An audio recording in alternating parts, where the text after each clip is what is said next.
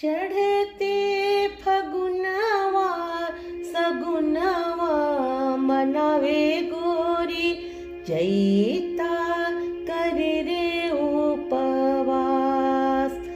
गरमी बेशर्मी ना बिनिया डोलाए माने डारे सैया गरवा में फास।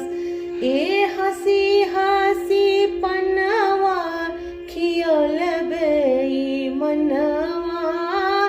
हसी हसी पनवा खियल बेई मनवा।